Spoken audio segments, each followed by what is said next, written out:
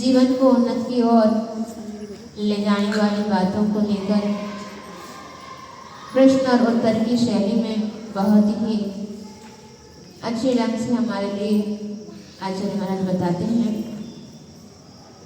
आगे कहते हैं, इन सब इंद्रियों को प्राप्त करने के बाद भी इसका प्रयोजन क्या है, इन बातों को बताते हुए कहते हैं, कोंधो यो कार्यरतः को बधिरो यः शृणोति नाहितानि को मूको यः काले प्रियाणि वक्तुं न जानाति कोंधो यो कार्यरतः को बधिरो यः शृणोति नाहितानि को मूको यः काले प्रियाणि वक्तुं न जानाति। अंधः कहाँ? पहला प्रश्न है, अंधा कौन है? तो उत्तर मिला, यह जो अकार्यरतः अयोग्य या नित्य कार्य में लगा हुआ है। कहा बधिरा? बहरा कौन है? यह जो हितानी हित को न सुनती नहीं सुनता है। मूका गूंगा कहा कौन है? यह जो काले समय पर प्रियाणि वक्त प्रिय बोलना ना जानाती नहीं जानता है। इस प्रकार इस श्लोक में अंधा कौन है, बहरा कौन है और गूंगा कौन है, इसका विश्लेषण किया है। तो वास्तव में अंधा कौन है? अपन तो उन्हीं को जानते हैं जिनके लिए आंखें नहीं है, आंखें नहीं है या आंखें होने के बाद ज्योति नहीं है या आंखें नहीं है, कह देते हैं आंखें नहीं। आंखें होने के बाद भी कई लोगों के लिए ज्योति नहीं है, देख नहीं पाते हैं, तो उनके लिए अपन कहते हैं कि अंधा है। लेकिन आचार्य महाराज कहते हैं कि अंधा तो वो है कि जो सब कुछ जानता हुआ भी, देखता हुआ भी ऐसे निंदनीय कार्य में लगा है जो कभी करना नहीं चाहिए था। भले उसके बाद उसके लिए क्या होता है, पश्चाताप होता है, लेकिन जिस समय तुम्हारे लिए सतर्क होना चाहिए था उस समय तो तुमने अपना विवेक खो दिया। तो इसलिए कह रहे हैं हमेशा तुम सतर्क बने रहो और जो हमारे लिए अहित का कारण है ऐसे कार्यों से हमें दूर रहना भी आवश्यक है और सोच विचार करके ये करने योग्य कार्य है कि नहीं है। अगर तुम्हें ज्ञात ना हो तो बड़े लोगों से पूछ लिया करो कि ये कार्य करने योग्य है कि नहीं, लेकिन तुरंत हम कर डालते हैं, उसके बाद बड़ों से पूछने से अब क्या तात्पर्य है। पहले से ही पूछ करके करते तो पहले ही बता देते तुम्हारे लिए करने योग्य है कि नहीं है। तो इस प्रकार विवेक के साथ जागृत रह करके हमें हर एक कार्य करने की आवश्यकता है। तो कई बार विवेक के साथ काम हो भी जाता है और कई बार कर्म के उदय में अपना विवेक कहीं खो भी जाता है। और अपार ज्ञान है, लेकिन जब वक्त आता है तो अपना ज्ञान भी लुप्त हो जाता है। तो ऐसा पुण्य भी कमाओ जो हमारे पास है वह समय पर हमारे लिए सदुपयोग का भी काम में आ जाए। कई बार हुआ भी है जंगलों में रह करके जिन्होंने अपना जीवन गुजारा है, ऐसे महापुरुष के सामने एक अपना पुत्र का वियोग को भूल करके पुत्र के लिए भोजन लेकर के आए थे और उसका मरण सुनने के बाद भी, देखने के बाद भी अपने आप को भूल गए एक दो महापुरुषों को देखने के बाद, और उनसे कहने लगे मैं इस जंगल में अकेली हूँ, मेरे लिए कोई नहीं है, आप ही रक्षक हैं और हमारे लिए आप अपना लीजिए। इस तरह की बातों को सुनकर के उन महापुरुष को लगा कि अब मुझे उचित कार्य क्या है। ऐसे इस जंगल में अकेली स्त्री ऐसी इस तरह की बातें कह रही हैं, इसका मतलब ये उचित नहीं है। तो उन्होंने विवेक के साथ ये काम किया कि जाकर के सीता को कहा कि देखो वहां पर अकेली स्त्री बैठी हुई है और ऐसी ऐसी बातें कर रही हैं, उसको थोड़ा सा समझा। तो जब सीता ने जाकर के उसके लिए इतना समझाया, एक खुली नारी इस तरह की बातें कर नहीं सकती है। सुकुल में जो रहती हैं, अच्छे घराने में रहने वाली और इतने राजा महाराजाओं के घर में रहने वाली, इतना सब कुछ होने के बाद आप इस तरह की जो बातें कर रही हो, तुमने अपने नारी का जो कर्तव्य होना चाहिए, जो शील होना चाहिए, उसको तुमने कहाँ खो दिया। तो उसको इतना समझाया और नारी पर्याय का इतना, स्वयं नारी होकर के नारी पर्याय की इतनी निंदा की, पढ़ने योग्य है। पद्म पुराण में आप लोग पढ़े, इतना 2-3 पेज में इतना उसने निंदा की उसकी, नारी पर्याय की। तो उसको समझाया, समझाते समझाते उसका सिर क्या हो गया, नीचा हो गया। कहाँ इतना ज्ञान, पति भी ज्ञानवान है और पूरा परिवार ज्ञानवान है, और वह ज्ञान कहाँ गया उसका, भूल जाते। तो उस समय जो सर्वज्ञता हुई थी तो उसकी नाक कट गई है। क्या कट गई? अब तुम लोग तो उसकी नाक ही काट देते हैं, क्या करें।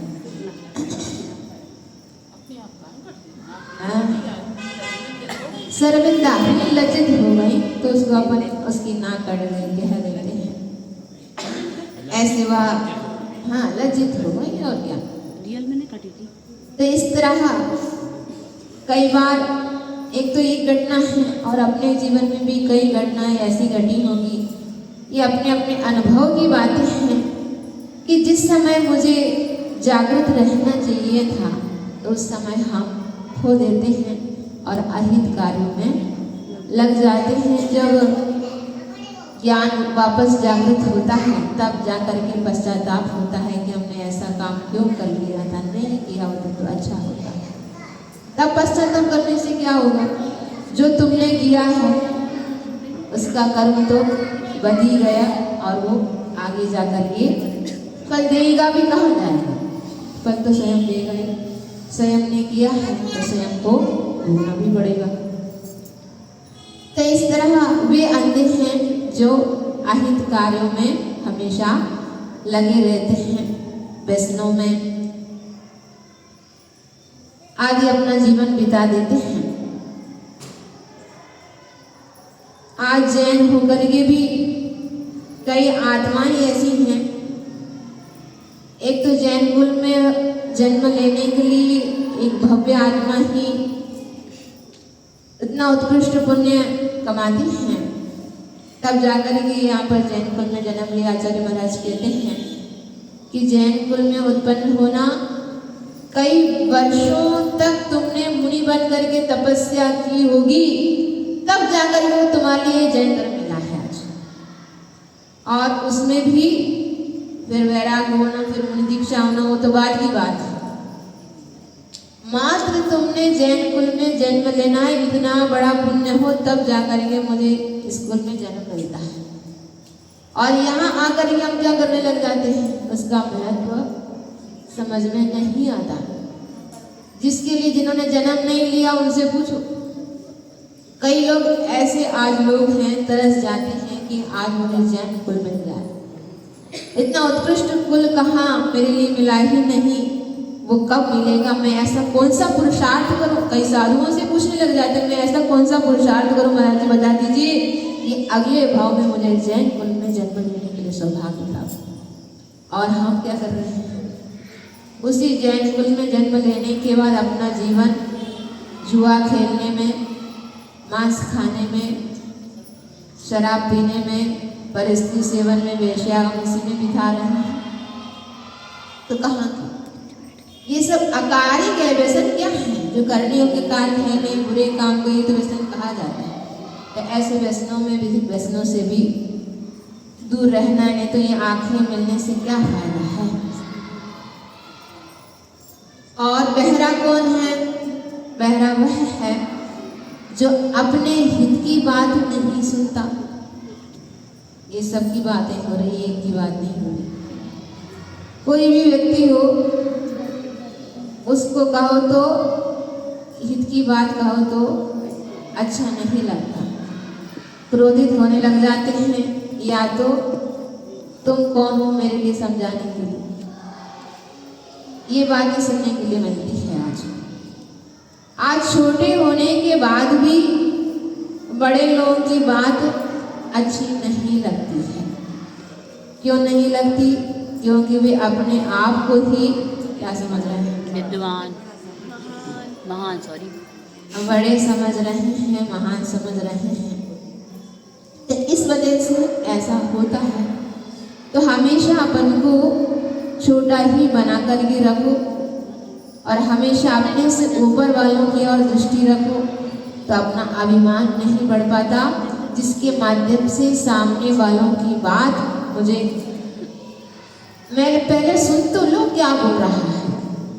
किसी की सुनना ही नहीं चाहती, पहले सुन तो लो वो क्या बोल रहे हैं, तुम्हारे लिए अच्छे के लिए बोल रहे हैं कि बुरे के लिए बोल रहे हैं, किसके लिए बोल रहे हैं। सुनना ही नहीं किसी की बात, अच्छी नहीं लगती। ये भी एक पाप कर्म का हृदय समझो, और क्या है। जब हित की बात कही जा रही है तो भी उसको अच्छा नहीं लगता, तो इसका पुण्य कर्म नहीं है, पाप कर्म का उदय चल रहा है। चलो कोई जान, तो जो होना होगा सब होगा, उसका जो कर्म मिलेगा। जब रावण ने युद्ध करने के लिए गया था तब कितने लोगों ने समझाया। अब शकुन दिख रहे थे, जब युद्ध करने के लिए जा रहे थे सब लोग मना कर रहे थे, भाई भी मना कर रहा था, मंदोदरी भी मना कर रही थी, देखो मत जाओ, काय के लिए अपना जीवन खोने के लिए जा रहे हो। सब कुछ समझाया, तो कहते हैं मैं कितना बड़ा हूँ तो मेरे लिए समझा रहे हो, तुम कल की आई हो और मेरे लिए समझा रहे हो। कहाँ बैठ जाए एक तरफ जाओ, मेरा पराक्रम तुम नहीं जानते हो। तो एक दूसरे से इतनी बातें करते हो, अहित होना ही रहता है कई बार, तो किसी को बात अच्छी नहीं लगती। इस तरह आखिर भ्राता की भी बात नहीं सुन पाए, ना पत्नी की बात सुन पाए। इतने हजारों रानियां होने के बाद भी परिस्थिति से तुम मोह क्यों कर रहे हो, छोड़ तो दो, क्यों युद्ध करने जा रहे हो, तो भी नहीं, ऐसे कैसे छोड़ दें। तो आखिर युद्ध करके अपना जीवन खो ही दिया है। अगर उनकी बातें थोड़ी बहुत सुन ली होती तो आज जीवन मिल जाता। तो ऐसे कई बार खुद की बातें अच्छी नहीं लगती हैं। तो वे ही वास्तव में कौन है, बहरा है। और कहते हैं गूंगा कौन है, गूंगा वह है जो समय पर प्रिय बोलना नहीं जानता। ये भी हर व्यक्ति के पास नहीं होता है, बहुत बिरले ही व्यक्ति हो पाते हैं।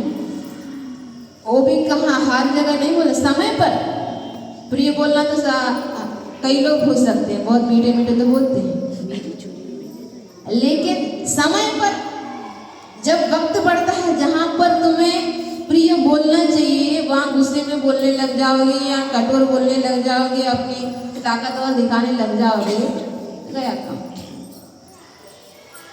तो वहां पर सामने देखो क्या परिस्थिति है, क्या वातावरण है वहां पर, उस समय के हिसाब से, और सामने कैसे व्यक्तित्व है ये भी देख करके बोलना आवश्यक है। वो छोटा है कि बड़ा है, कैसा है।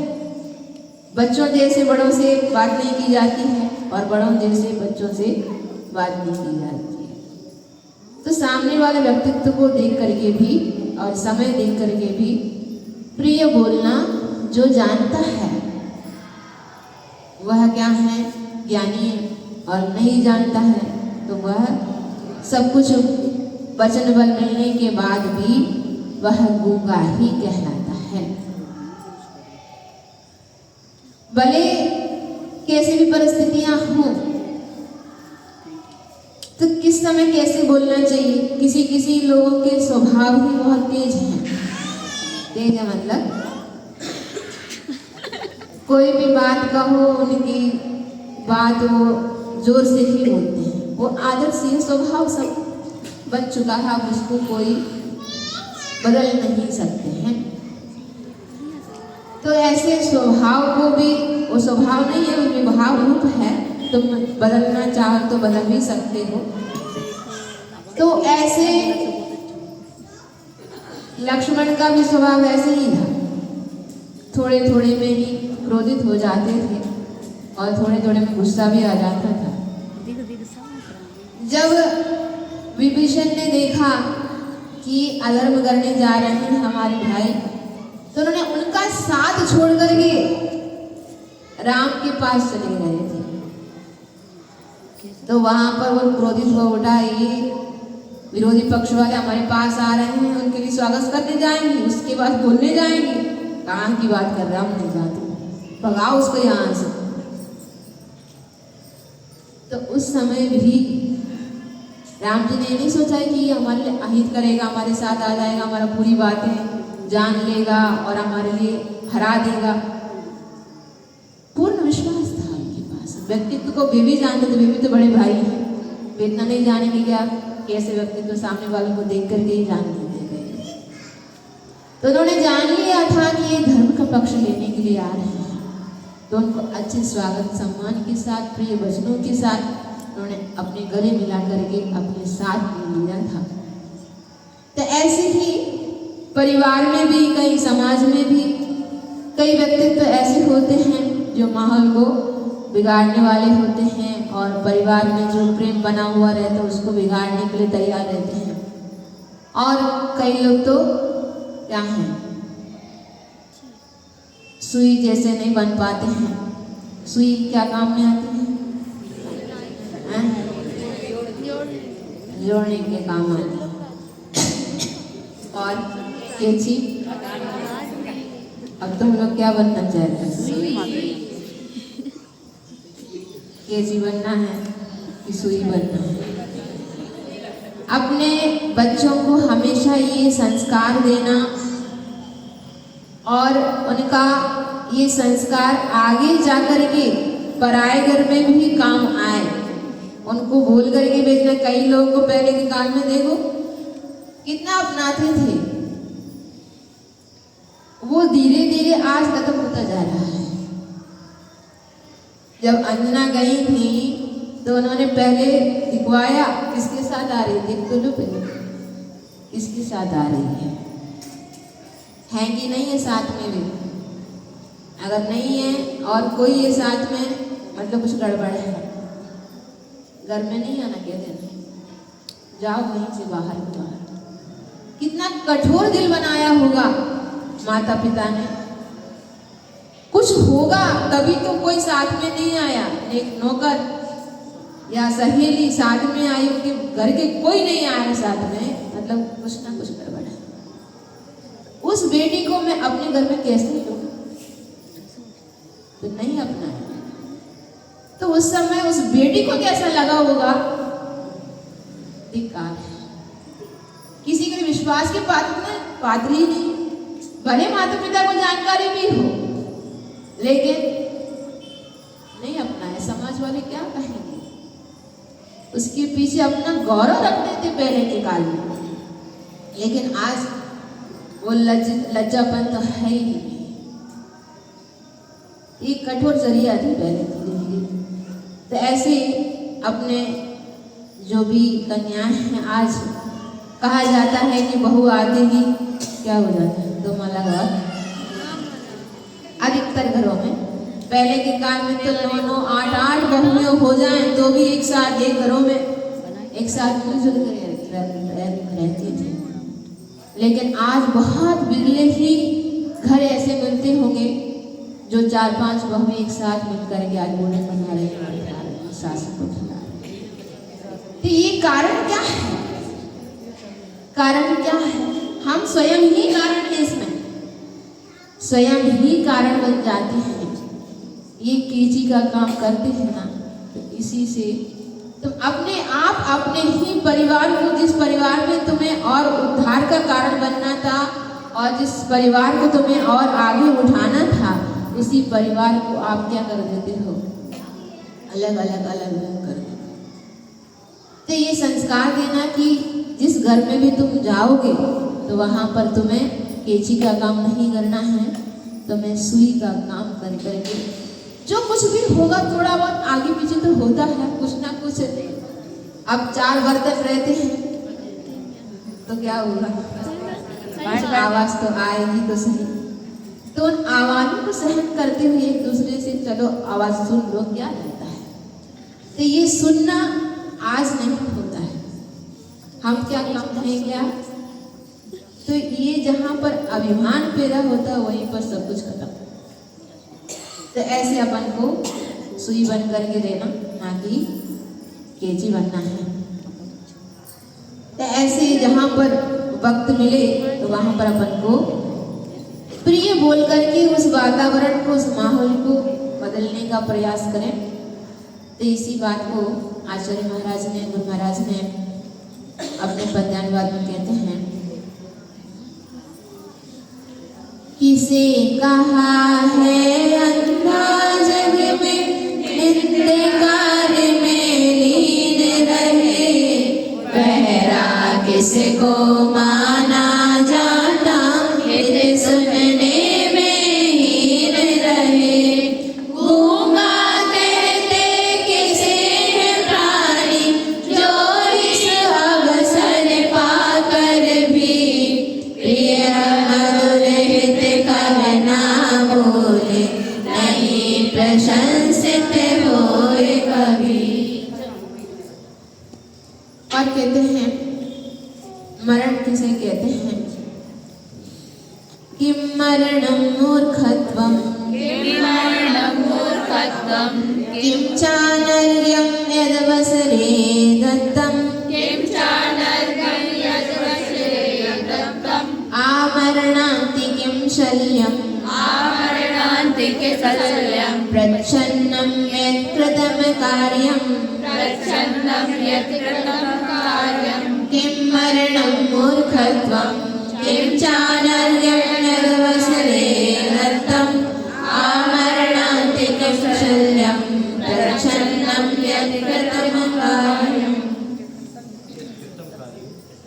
यत्कृतं कार्यम्, कृतम बोलोगे तो आधा माँ आएगा, कृतम पूरा बोलो ना, माँ में आ मिला हुआ है। तो यह कृतम कार्य। अब कई लोग हेवट रहती है कि आधा माँ पढ़े, कृतम कार्य ऐसा भी पढ़ते हैं, तो उसमें आ का उच्चारण नहीं आ पाता, तो कृतम कार्य।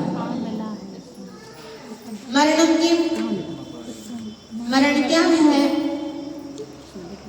मूर्खत्व, मूर्खपना और अनर्घ्यम की बहुमूल्य क्या है, यदवसरे दत्तम, जो अवसर पर दिया जाए, आमरणांतिकम शल्यम, मरण समय तक शल्य क्या है, यद अकार्यम, जो नहीं करने योग्य कार्य, प्रच्छन्नं कृतम, गुप्त रीति से किया गया हो। तो यहाँ पर भी 3 प्रश्न किए हैं। तो सबसे पहला प्रश्न किया कि मरण क्या है। प्राणों से रहित होना हम लौकिक में मरण मानते हैं, लेकिन यहाँ पर मरण उसे कहा जा रहा है जो सब कुछ होने के बाद भी बुद्धि नहीं है, मूर्खपना है, जानता नहीं है, या जानने के बाद भी नहीं जानने के समान रह रहा है, तो उसी को यहाँ पर मूर्ख कहा है। इसलिए बुद्धिमान बनना भी आवश्यक है। कई बार तो सामने वाला मूर्ख बना देता है, वो बात अलग है। इसलिए सामने वालों से भी मूर्ख नहीं बनने का प्रयत्न करना, इतना अपने अंदर बुद्धि होना चाहिए कि हमारे लिए कोई मूर्ख ना बना पाए। नहीं तो थोड़े में ही सीधे साधे रहो ना तो क्या हो जाता है, सामने वाला मौका देखता है तब मूर्ख बना देते। तो इसलिए बुद्धिमान बनना भी आज आवश्यक है। इसलिए आज लौकिक में उस पढ़ाई के लिए तो अपन बहुत ध्यान देते हैं बचपन से ही। 2 साल के हुए कि नहीं, 3 साल के हुए कि नहीं, चलो कहाँ चलो, अब हम नहीं संभाल पाते हैं तो मैं छोड़ के आती हैं। अब ये भी वहीं पर संभाल लेंगे, अपन घर पे कब तक संभालते हैं, तो स्कूल में छोड़ के आ जाते हैं। तो पहले के काल में तो 5 वर्ष तक अच्छे से घर में खेलने दो, कूदने दो, उसके बाद 5 वर्ष से पहली क्लास से पढ़ाई जाती है। वो ध्यान भी रखते थे कि दिमाग उसका थोड़ा सा बड़े होने दो, एकदम से वहाँ पर क्या भार नहीं पड़ना चाहिए, नहीं तो अपना जो माइंड है वो भी कमजोर हो जाता है, बाद में वो काम नहीं कर पाते। पहले के काल में जो भी रखते थे वो सोच समझ करके रखते थे। तो अब क्या हो रहा है, धीरे धीरे तुम्हारे लिए पढ़ाई तो खूब हो रही है, खूब हो रही कि नहीं हो रही। आज इतने छोटे छोटे बच्चे भी ऐसे बोल उठा रहे हैं कि जैसे नौकर चाकर है।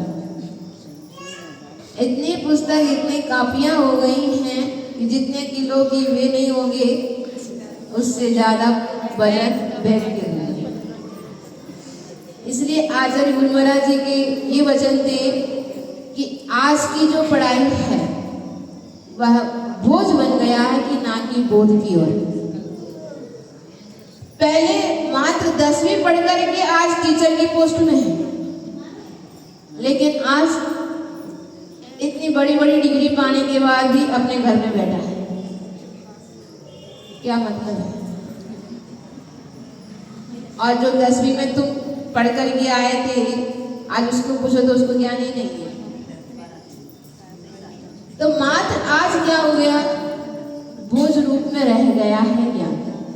बोध कुछ भी नहीं है, कुछ भी ज्ञान नहीं बढ़ रहा है। अब आजकल के बच्चे इतने होशियार हो गए हैं तुमसे ज्यादा, तो वे कहते हैं पूरे साल भर पढ़ने नहीं है, जब पेपर आएगा तब देखा जाएगा। पेपर की 1-2 दिन पहले अच्छे से बैठ करके रट लेंगे और लिख के आ जाएंगे, उसके बाद खत्म। 4 दिन के बाद तुम पूछ लो उससे तुम क्या लिख के आए, पता नहीं क्या लिख के आए, तो बाद में वो क्या काम आएगा। तो आज इस पर तो अपन बहुत ध्यान दे रहे हैं, लेकिन वैसे की वैसे ही आज धार्मिक पढ़ाई में भी ध्यान देना आवश्यक है। भले ही लौकिक पढ़ाई तो कोई काम की नहीं है, मात्र पैसा कमाने के लिए है। आज बड़ी बड़ी डिग्री पाने के बाद भी कुछ नहीं कर पा रहे हैं, लेकिन एक धार्मिक पढ़ाई आज आप लोग जाकर के भी देख करके आए हो, कई पाठशालाएं आज किसी चलती हैं, तो वो थोड़ा सा ज्ञान भी अगर भले वो भूल जाए, भले तुम ज्ञान दे रहे हो उसके बाद भले वे भूल जाएं, लेकिन आगे जाकर के उनके लिए बहुत कुछ काम देगा। आज बच्चे हैं तो उनको अभी नहीं लगेगा कि ये हमारे लिए क्या काम आए, वही जब बड़े हो जाते हैं तो अपने आप उनको समझ में आता है कि आज मैंने बचपन में गुरुजी ने मुझे ऐसा पढ़ाया था, अगर नहीं पढ़ा होता तो आज मुझे ज्ञान ही ना हो पाता। तो बाद में समझ में आता है, क्योंकि अभी तो बचपना है, उनको समझ में नहीं आता। लेकिन जब बड़े होते हैं तो जीवन में कई रास्ते से जब गुजरते हैं तब उनको वही ज्ञान उनके लिए क्या आता है, काम में आता है। इसलिए कभी मूर्ख नहीं बनना है। जितना अध्ययन कर सको, जितनी विद्यापन पा सको, उतना अर्जन करते जाना, यही जीवन में काम आने वाला है। और बहुमूल्य चीज क्या है?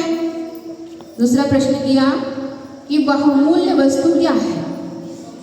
रत्न है, ये क्या है? तुम्हारे रत्न, सोना, चांदी, ये बहुमूल्य लगते हैं ना आप लोगों के लिए, लेकिन आचार्य महाराज कहते हैं ये सब बहुमूल्य चीज नहीं है। अवसर पर दी गई वस्तु, चाहे वो धन हो, पैसा हो, चाहे थोड़ा सा भी उपकार भी, वस्त्र भी तुमने दे दिया, यहाँ तक एक सुई भी अगर तुमने दिया, वक्त पर दिया, जब मांगा तब तो दिया नहीं, और बाद में तुम कितना भी दे दो, करोड़ रुपया भी दे दो, जब वक्त पड़ा तो तब 10 रुपया भी देने के लिए तैयार नहीं थे, और जब सब कुछ अच्छा है तब करोड़ रुपया देने से क्या मतलब है। इसलिए उन्होंने इतना मतलब सोच समझ कर, एक एक प्रश्न ऐसा लगता है कि इतना अनुभव है। तो उन्होंने कहा कि बहुमूल्य वस्तु तो वो है जब अवसर पर तुमने अगर पानी भी पिला दिया, वो भी हमारे लिए बहुत बहुमूल्य चीज है। भले तो भोजन ना करा पाओ तो लेकिन पानी भी पिला दिया, प्यासे को पिलाया नहीं तो क्या किया? कभी प्यासे को पानी पिलाया नहीं। तो अमृत पिलाने लिए आप लोग गाते रहते हो ना, इसलिए याद है। बाद में अमृत पिलाने से क्या गाया? तो ऐसे ही आचार्य महाराज भी कहते हैं कि वक्त पर छोटा सा छोटा दान भी क्यों ना हो, वह भी बहुत बड़ा दान के समान हमारे लिए फलदायक है। इसलिए अवसर पर सब लोग अपना अपना सहयोग और सेवा करते रहें। और कहा है कि मरण समय तक शल्य क्या है? शल्य जानते हो? शल्य क्या चीज है? जो चुप के कर लिया हो, बाद में हमारे लिए कांटे की तरह चुभता रहता है। हमने ऐसा कर लिया, हमने ऐसा कर लिया, हमने ऐसा कर लिया, क्यों किया? कर तो लिया। जो नहीं करने योग्य कार्य वो कर लिया, वो भी मैंने चुपके कर लिया, कोई जान ही ना पाए। तो ऐसा कार्य करने पर तुम्हारे लिए वो शल्य की तरह तुम्हारे लिए चुभता रहेगा। तो ऐसी शल्य के समान क्या है? तो गुप्त रीति से किया गया अकार्य या कुकर्म कहो तो वो तुम्हारे लिए कांटे की तरह चुभते रहते हैं। कभी ये हमारे मन में सोचना ही नहीं कि मैंने किसी ने नहीं देखा है। एक बार एक गुरुजी ने बच्चों को बहुत पढ़ाते हैं, तो उसके बाद बच्चे क्या सब उत्तीर्ण हो पाते हैं, अब उनकी परीक्षा तो कर लें। तो उन्होंने बच्चों से कहा, 3 बच्चे थे और तीनों बच्चों को दिया एक मुट्ठी चने ले लो, दे दिया और कहा कि जहाँ पर कोई ना देखे ऐसी जगह पर इसका सेवन करके आना। लेके चले गए और तीनों बाहर गए। एक व्यक्ति ने सोचा, बाहर नगर के बाहर गया और आजू बाजू देखा कोई नहीं है, खा लिया उसने। और दूसरे ने सोचा, अरे यहाँ तो कोई भी आ सकता है, तो यहाँ कैसे खा लूं? तो वो सोचा चलो जंगल में चलते हैं। जंगल में जाकर के उसने खा लिया। तो तीसरा सोचता है, यहाँ तो देखो पशु पक्षी भी सब देख रहे हैं, गुरुजी ने तो कहा था जहाँ पर कोई ना देखे वहां खाना। तो उसने तो खा लिया।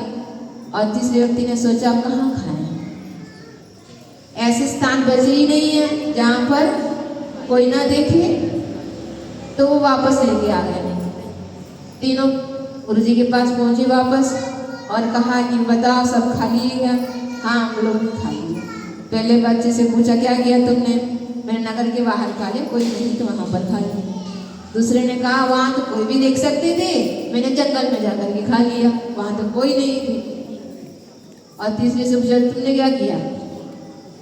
गुरुजी आप ले लीजिए चलिए, मैं खा नहीं पाया। क्यों? ऐसा कोई स्थान ही नहीं मिला मुझे जहाँ पर कोई ना देखे, आप वापस ले लीजिए। तो उसको बुला करके कहा तुम पास हो गए हो, बाकी सब फेल हो गए। वास्तव में तो होशियार हूँ, क्योंकि सब कुछ ये तो नहीं कहा था कि तुम देख सकते हो बाकी कोई ना देखे। गुरुजी ने ये कहा था कि जहां पर कोई ना देखे, मैं तो खुद ही देख रहा हूं, तो मैं कैसे खा लूं? और अपने आगम के अनुसार तो भगवान भी देख रहे हैं और कर्म भी देख रहा है, सब कुछ है। तो कोई भी ऐसा अपन सोचना ही नहीं, कोई नहीं देख रहा तो अब ये काम कर लो। ये तीन आंखों से कोई बचते ही नहीं है। एक तो स्वयं देख रहे हैं और भगवान देख रहे हैं और कर्म भी तुम्हारे लिए देखता ही रहता है। इसलिए कभी ऐसे गुप्त रीति से कोई भी काम करना ही नहीं जो बाद में तुम्हारे लिए शल्य का कारण बने। अगर किसी ने कर भी लिया हो तो बाद में गुरु से अवश्य रूप से प्रायश्चित के माध्यम से अपने शल्य को दूर कर लेना, अन्यथा पूरे जीवन भर वो चुभता रहता है। इसलिए तो अंतिम संलेखना तब होती है जब तुम पूरे जीवन भर जो भी किया हो, चाहे अच्छा काम किया हो चाहे बुरा काम किया हो, पूरा का पूरा जब तक तुम आलोचना नहीं करोगे तब तक तुम्हारे लिए संलेखना नहीं होगी, ना दी जाएगी। तब होगी तुम्हारे परमार्थ उत्तमार्थ प्रतिक्रमण बोलते हैं इसको। अंतिम प्रतिक्रमण होता है उसको बोलते हैं उत्तमार्थ प्रतिक्रमण। जब वो करोगे तब जाकर के तुम्हारे लिए संलेखना हो, अन्यथा ऐसे मन में शल्य जैसे चुभता रहेगा तो कैसे संलेखना होगा? सब कुछ निकालो अपने मन से, पूरा विकल्प निकालो, तब जाकर के सब दूर होते हैं, कर्म भी दूर होते हैं, हल्का हो जाते हैं, शरीर भी हल्का हो जाए और मन भी हल्का हो, तब जाकर के संलेखना समाधि अच्छी होती है। इसी बात को पद्यानुवाद में कहते हैं, वास्तविक किसे मरने कहा है जहाँ मूर्खता के बना, अमूल्य वस्तु जग में क्या है, सो अवसर वस्तु दत्त बना। जीवन भर की शल्य रही क्या, कांटे समझो चुभती है, चुप कर खतरा कार्य वह ऐसा जिससे दुर्गति होती है। बोले महावीर